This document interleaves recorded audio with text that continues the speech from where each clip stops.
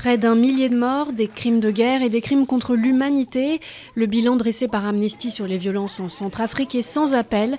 Deux factions s'opposent depuis le début du mois, les milices chrétiennes anti-Balaka et les musulmans de l'ancienne rébellion Séléka désormais au pouvoir.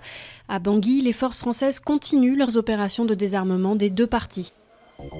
Le Brésil n'était pas la cible prioritaire du Rafale. C'est ce qu'affirme le ministre de la Défense après le revers de Dassault, qui n'a pas été retenu pour renouveler les avions de chasse de l'armée brésilienne après 10 ans de négociations. Brasilia a choisi l'avion suédois considéré comme moins cher.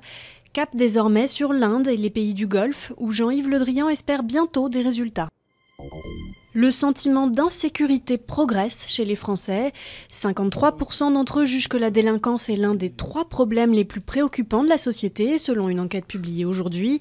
Un chiffre à mettre en lien avec la hausse des cambriolages en 2013, alors que les violences aux personnes sont plutôt orientées à la baisse, selon les auteurs de l'enquête.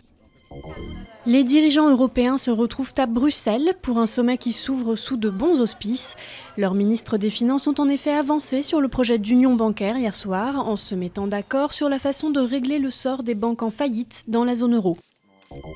Localiser 1 milliard d'étoiles, c'est la mission du télescope Gaïa, lancé aujourd'hui à bord d'une fusée Soyouz depuis le centre spatial de Kourou en Guyane.